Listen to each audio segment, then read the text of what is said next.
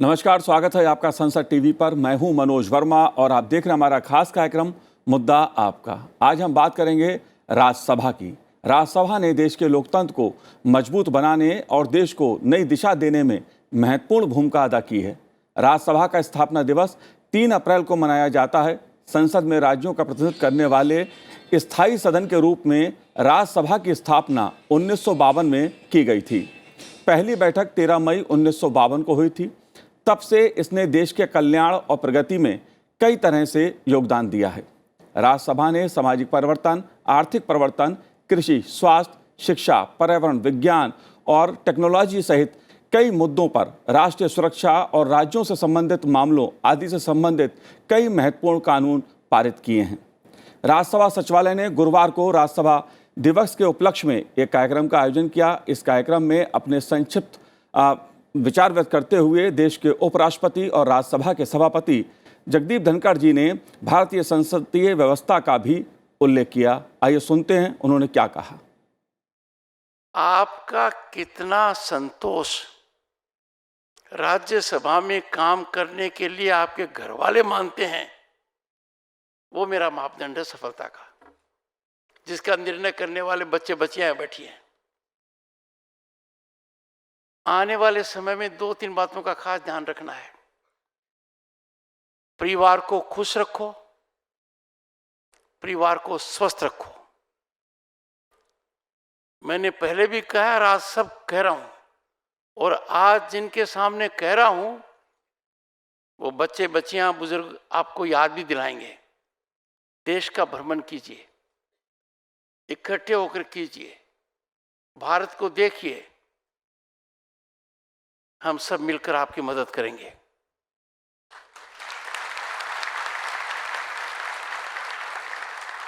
देश के बाहर देखने को बहुत कुछ है, पर जो भारत में है वो और कहीं नहीं है।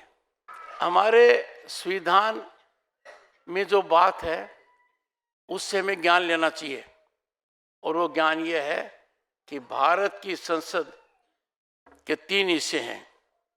सर्वोपरि महामहिम राष्ट्रपति जी, और फिर हैं लोकसभा और राज्यसभा। हमारा भाईचारा नहीं है, हम एक हैं। राज्यसभा के सभापति जगदीप धनखड़ जी ने अपने संक्षिप्त संबोधन में परिवार की बात की, देश की बात की, देश के भ्रमण की बात की, राज्यसभा, लोकसभा और संसदीय व्यवस्था के महत्व पर भी रोशनी डाली। राज्यसभा के जो सफ़र रहा है, जो यात्रा रही है, क्या महत्वपूर्ण कार्य हैं, क्या विशेषताएं हैं, उन सब मुद्दों पर हम चर्चा करेंगे, समझने की कोशिश करेंगे। राज्यसभा के पूर्व महासचिव देश दीपक वर्मा जी हमारे साथ इस समय जुड़े हुए हैं। देश दीपक जी, आपका स्वागत है संसद टीवी पर।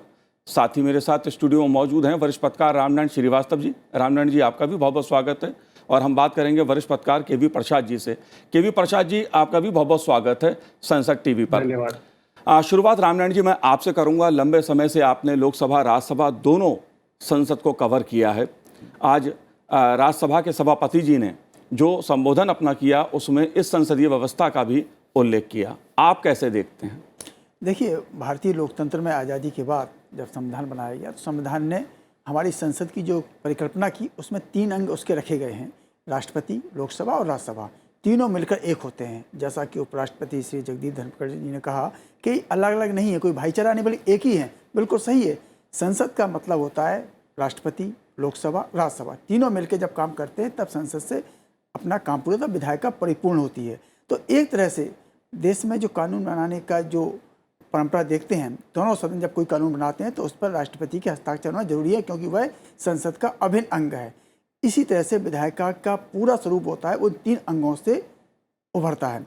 तो सबसे अब जबकि राज्यसभा दिवस है तो हम देख रहे हैं कि राज्यसभा की अपनी एक अलग भूमिका है, लेकिन वह भूमिका उसकी संसद के तीनों अंगों के साथ ही है, अलग से नहीं है। जैसा कि हमारे कई बार इस तरह की बात आती है कि राज्यसभा अलग है, लोकसभा अलग है, राष्ट्रपति, ऐसा बिल्कुल नहीं है। तीनों एक ही अंग हैं, एक ही अंग की व्यवस्थाएं एक ही है, और मिलकर ही देश के संविधान, देश के कानून बनाते हैं, रक्षा करते हैं, और उसके विधायिका काम को, सरकारी कामकाज को आगे ले जाने का काम करते हैं। इसमें एक महत्वपूर्ण बात यह है कि राज्यसभा को उच्च सदन का जब दर्जा दिया गया तब संविधान निर्माताओं ने इसको एक अलग से देखा गया था, राज्यों के रूप में काउंसिल ऑफ स्टेट्स के रूप में, जिसको हिंदी में नाम राज्यसभा रखा गया। जी। तो इसका उद्देश्य हालांकि केवल वित्तीय कामकाज को छोड़ करके बाकी सारे अधिकार इसके लोकसभा के समान ही हैं, और विशेष परिस्थितियों में इसके अधिकार कई मायनों में निम्न सदन यानी लोकसभा से भी ज़्यादा हो जाते हैं। जी बिल्कुल। और हमारे संविधान में यथा परिभाषित राज्यों की परिषद राज्यसभा हमारी राजनीति में, हमारी व्यवस्था में अत्यंत महत्वपूर्ण भूमिका निभाती आई है। देश दीपक वर्मा जी, आप इस सफर को कैसे देखते हैं?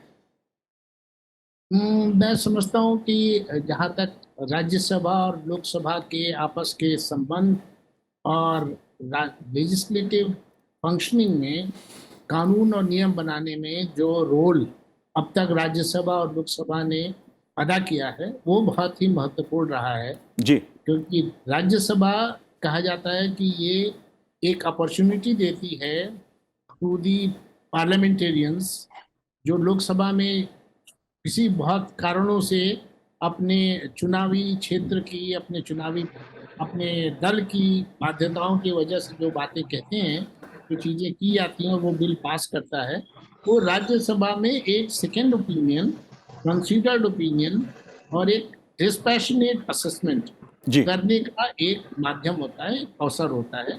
और इसीलिए ये व्यवस्था की गई है कि जो भी कानून पास किए जाएंगे वो दोनों मनी बिल्स को छोड़ करके वो दोनों हाउसेस से पास होना चाहिए, यानी लोकसभा से भी और राज्यसभा से पास होना चाहिए।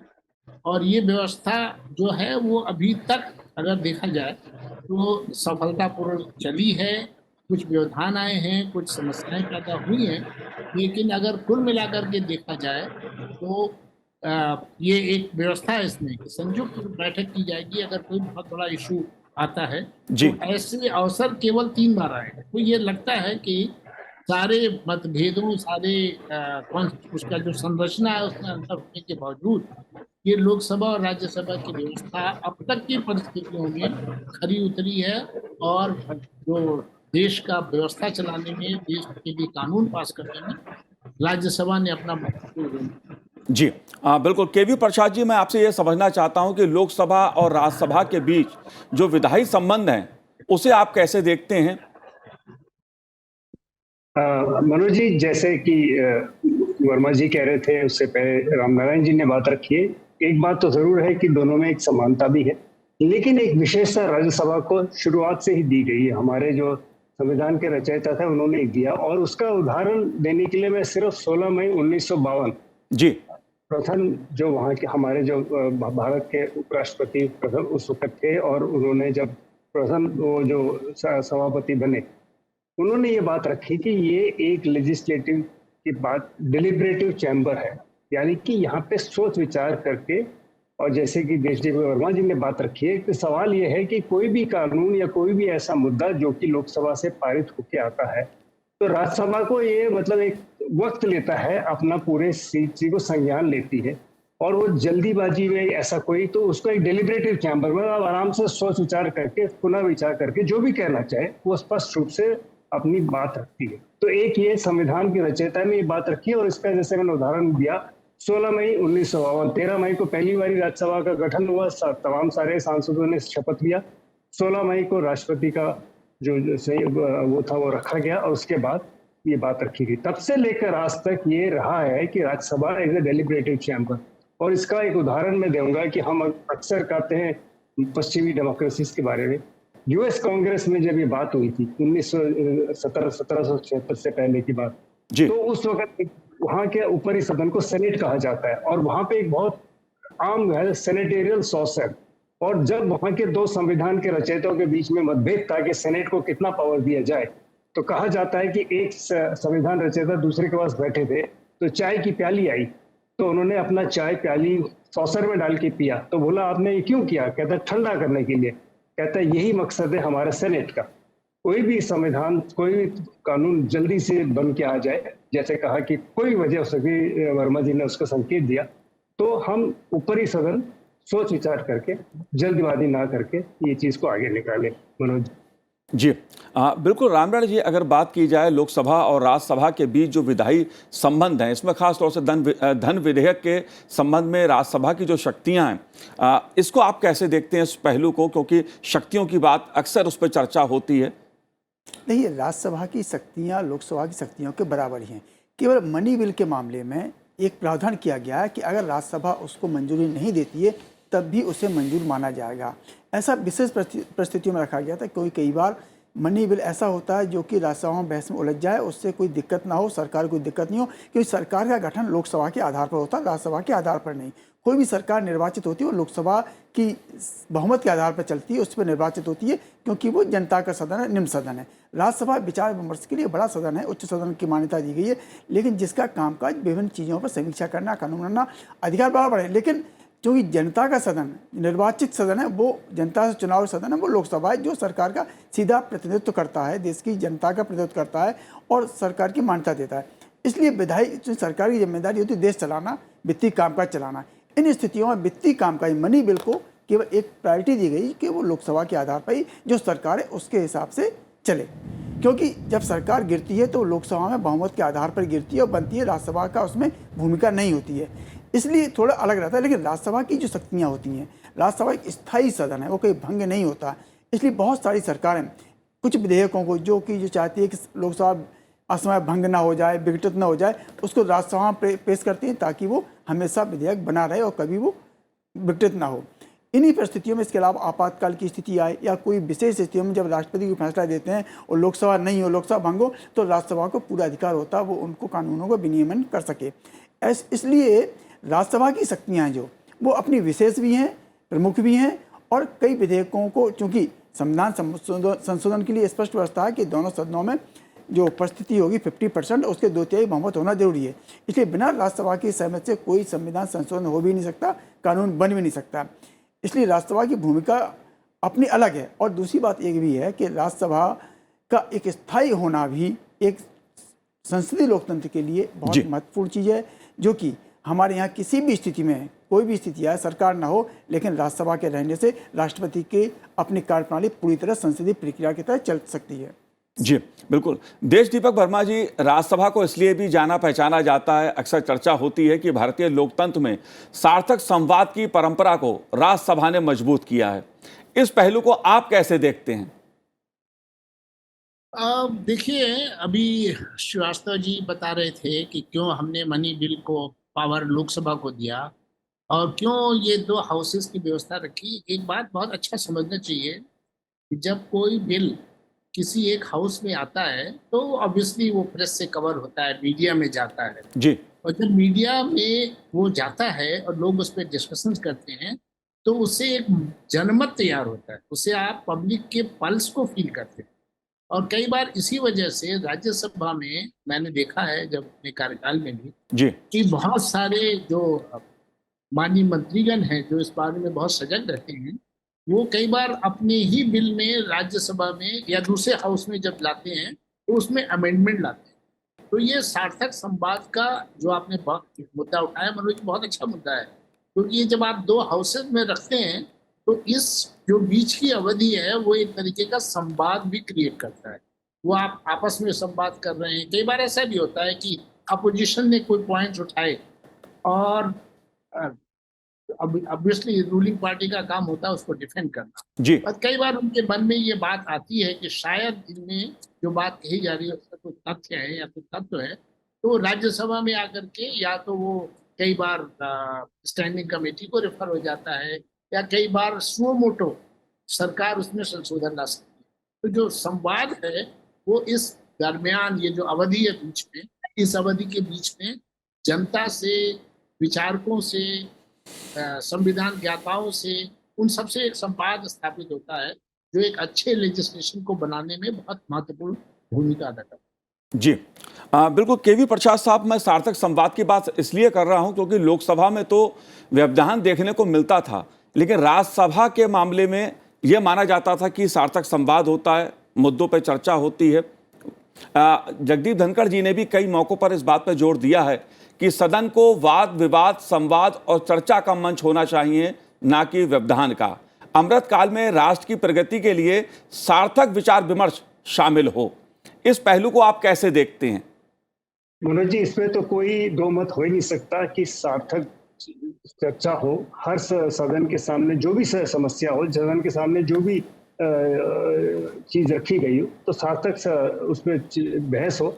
मत और जो होगा, मतलब मत से पहले जो भी वाद विवाद रहता है, तो जरूरी नहीं है हर पार्टी के अंदर भी अलग अलग जो ओपिनियन है वो निकल के आती है, और उससे ही एक जिस मंथन से कोई चीज निकल के आती है, तो बिल्कुल संवाद होना चाहिए, वाद विवाद होना चाहिए, और उससे जो निष्कर्ष निकल के आए तो एक अच्छी चीज निकले, एक जैसे निखर के आती है, तो ये बहुत जरूरी है। हाँ, आपने बात सही कही, लेकिन मेरा व्यक्तिगत मानना है, 30-35 साल से मैं भी दोनों सदनों की कार्रवाई देख जी, और मानना है कि शायद कहीं ना कहीं जब हमारे राजनीतिक व्यवस्था में संयुक्त सरकारें बनने लग गई, उससे इस तरह के व्यवधान ज्यादा देखने को आए।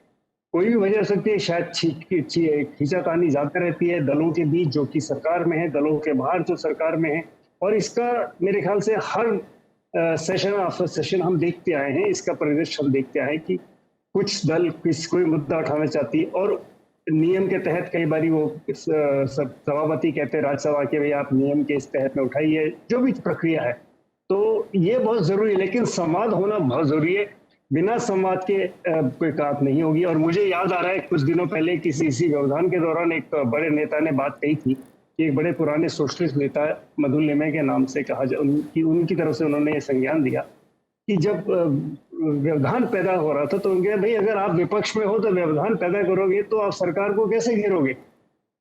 तो वो उनका भी यही था कि सदन में बात रखो, उठाओ, ताकि जनता तक अपनी बात पहुंचाओ और फिर एक राय बने।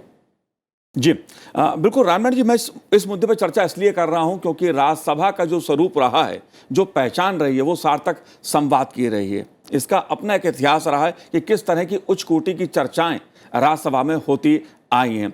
आप कैसे देखते हैं इस पहलू को? देखिए, जैसा कि वर्मा जी ने कहा कि संवाद का एक सशक्त माध्यम राज्यसभा बनती है, जबकि जनता में कई मुद्दे आते हैं जो लोकसभा में सरकार बहुमत के दम पर पारित करा के ले आती है, लोकसभा में पारित हो जाता है, तो राज्यसभा बड़ा मंच बनता है। और सार्थक संवाद की बात है, वो प्रसाद जी ने भी कहा कि वो एक बड़ा मंच बनता है। जो आपने जो मुद्दा उठाया है, जो बात आप कह रहे हैं कि किस तरह से इसमें चीज़ें सामने आती हैं, हमने देखा है पिछले 70-75 साल के इतिहास में। देखिए, 1952 से राज्यसभा की कार्रवाई शुरू होती है। कई मौक़ों पर राज्यसभा की बहस जो होती है वो लोकसभा से अलग होती है, क्योंकि राज्यसभा में जो लोग चुन के आते हैं और राज्यसभा में जिस तरह से कामकाज किया जाता है, उसमें दलीय प्रतिबद्धताएं अब ज़्यादा होने लगी, पहले कम होती थी। बजाय सार्थक संवाद में जनता की बात रखने की, विवेचना करने की, समीक्षा करने की ज़्यादा बातें राज्यसभा में होती थी और विस्तृत चर्चा होती थी। इसके बजाय कि हमने देखा कि जब बजट की चर्चा होती है तो भले ही वित्तीय मनी बिल राज्यसभा के उसमें दूर होता है, उसकी जरूरी नहीं उसकी मंजूरी, लेकिन जब बजट की चर्चा में राज्यसभा में चर्चा होती थी तो लोकसभा से कई मायनों में हटकर होती थी। कई ऐसे मुद्दे उठाए जाते थे जो कि सरकार के लिए महत्वपूर्ण सुझाव भी होते थे और जनता के मुद्दे भी होते, और सरकार कई बार उनको संशोधन भी करती थी, बदलाव भी करती थी। तो राज्यसभा की भूमिका जो है, क्योंकि राज्यसभा की एक बात और है कि राज्यसभा का पदेन सभापति देश के उपराष्ट्रपति होते हैं, संवैधानिक व्यक्ति होता है, तो राज्यसभा को एक नया गरिमामय सदन भी माना जाता है, क्योंकि वो एक एल्डर्स हाउस है और देश की जनता भी अपेक्षा करती है कि वहाँ पर हम लोकसभा की तरह हंगामे वगैरह न देखें। लेकिन आजकल की स्थितियों में चीज़ें बदल गई, अलग बात है, लेकिन पिछले समय देखें और जो व्यवस्थाएँ हैं जो कि संसद ने खुद ही तय की सांसद में, उसमें राज्यसभा की भूमिका एक बड़े सार्थक संवाद के साथ में उन मुद्दों पर ये बहस की और विवेचना की रहती है जिन मुद्दों पर लोकसभा कई बार अपने स्वभाव की वजह से या अपनी जो जल्दबाजी या अपने जो चरित्र होता है लोकसभा का, इस सत्ता की बहुमत के सरकार बनने बिगड़ने का, उसकी वजह से ध्यान नहीं दे पाती है।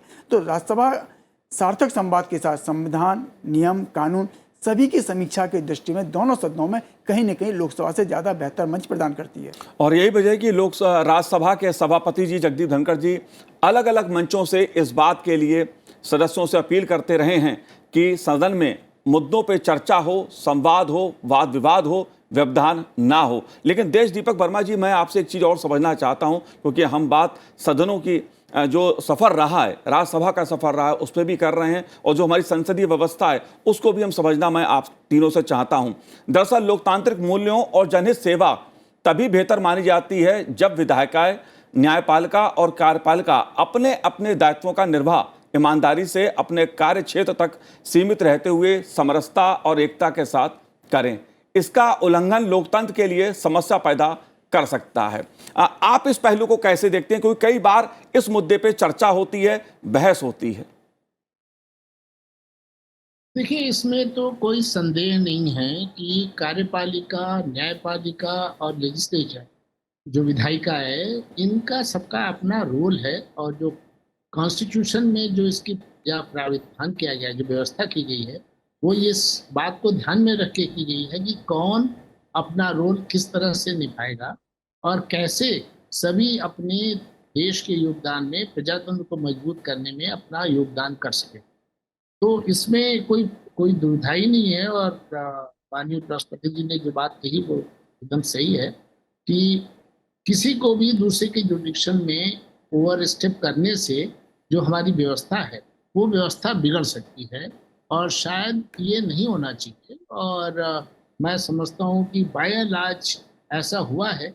कुछ एक्सेप्शंस हुए हैं और उस पर ध्यान देने की जरूरत है। जी। बिल्कुल, ये जो तीनों की जो व्यवस्था की गई है कॉन्स्टिट्यूशन में, बड़ा डेफिनेट और क्लियर जी सेपरेट किए गए हैं, और उस सेपरेशन का हर एक को सम्मान करना चाहिए। जी बिल्कुल।